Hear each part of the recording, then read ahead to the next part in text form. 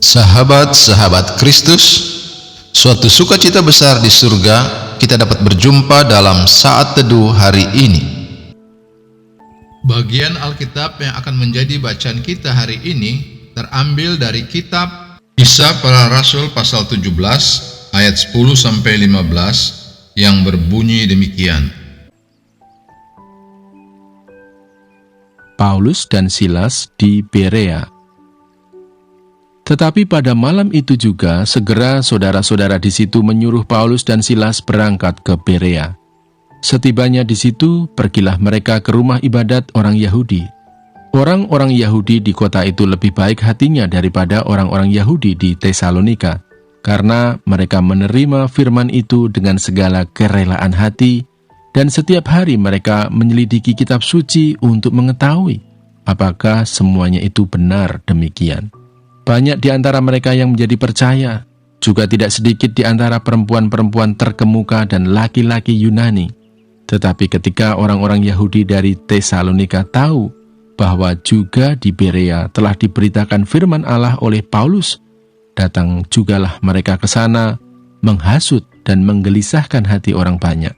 Tetapi saudara-saudara menyuruh Paulus segera berangkat menuju ke pantai laut, tetapi Silas dan Timotius masih tinggal di Berea. Orang-orang yang mengiringi Paulus menemaninya sampai di Athena, lalu kembali dengan pesan kepada Silas dan Timotius supaya mereka selekas mungkin datang kepadanya. Paulus di Athena.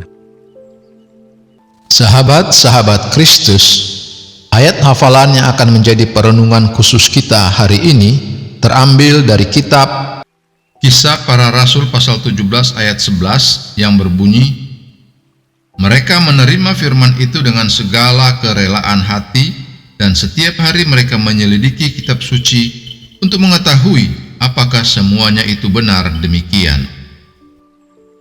Sahabat-sahabat Kristus, kita akan merenungkan nats ini di bawah tema Iman Implisit.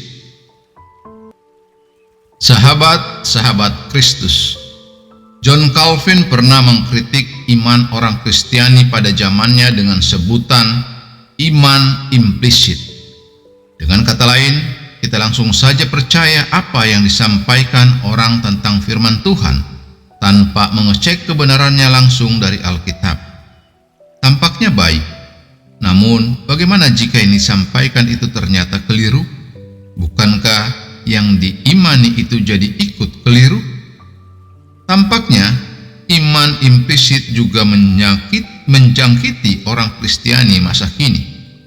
Bukankah kita kerap mendengar orang Kristiani yang mengaku mengenal Tuhan, tetapi dengan alasan bahwa pendetanya yang mengajarkan demikian? Alih-alih mempelajari firman Tuhan dengan seksama, orang ini hanya mengekor orang lain.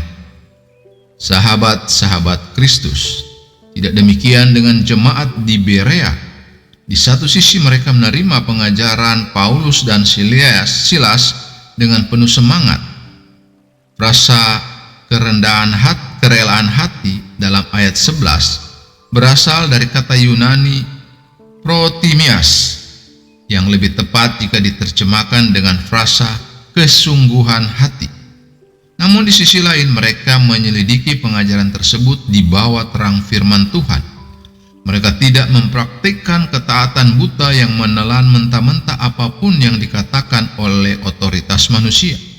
Mereka menguji sebuah pengajaran sebelum mempercayainya.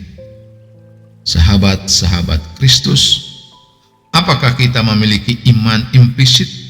Apakah kita malas meneliti firman Tuhan secara serius demi iman kita dan hanya manut dengan pendapat orang lain? Milikilah sikap jemaat Berea yang selalu antusias belajar dari orang lain, tetapi juga berupaya untuk mendalami firman Tuhan secara mandiri. Sahabat-sahabat Kristus, ingatlah, iman implisit hanya didasarkan pada apa yang dikatakan orang. Iman sejati didasarkan pada apa yang dikatakan firman Tuhan. Terpujilah Kristus, haleluya. Tuhan memberkati dan menyertai kita semua. Amin.